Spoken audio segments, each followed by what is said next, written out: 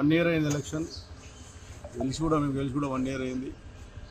ఈ రాష్ట్రంలో తెలంగాణ రాష్ట్రంలో ఒక రైతులే కానీ ఒక పింఛన్దారులే కానీ ఇలా పింఛన్దారులకు 4,000 రూపాయలు ఇస్తామని చెప్పి 100 రోజుల్లో ఇలా పింఛన్దారులకు మనం మోసం చేసే ప్రయత్నం చేశారు.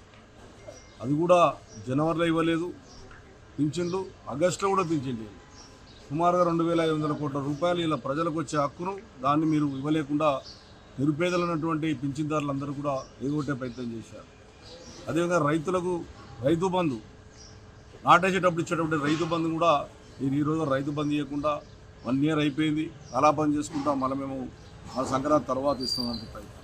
రైతు రుణమాఫీ అది సుమారుగా 30-40 వేల కోట్ల రూపాయలు అని చెప్పి 7,500 కోట్లకి పరిమితం చేసి అది కూడా ప్రజలను మోసం చేసే ప్రయత్నం చేశారు.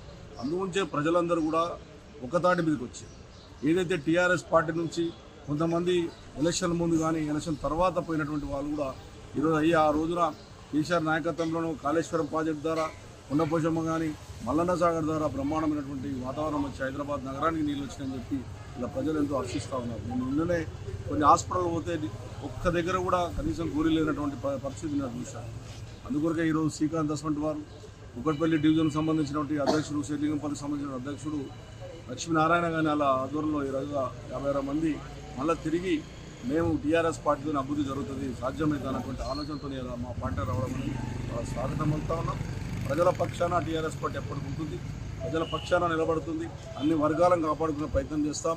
నిన్ననే 9 బ్రాహ్మణులు వాళ్ళు పాపం హైదరాబాద్ దాంట్లో షాపులు పెట్టుకుంటే వాళ్ళకి మేము ముఖ్యమంత్రి దృష్టికి నేనే తీసుకెళ్ళి ఆ టైంలో కేసీఆర్ దగ్గర తీసుకెళ్ళి వాళ్ళు కనీసం కరెంటు కట్టలేనటువంటి పరిస్థితి ఉన్నారు అని చెప్పితే ఆ రోజు ఎంబడే జైవో ఇచ్చి ₹1 లేకుండా వాళ్ళకి ఫ్రీ కరెంట్ ఇస్తారు. వాళ్ళకి ఇప్పుడు ఫ్రీ కరెంట్ ఎత్తేసి వాళ్ళు సుమారుగా ఫ్రీ కరెంట్ అయితే వాళ్ళు 30-40 బిల్లులు వచ్చే అవకాశం తీసుకొచ్చారు.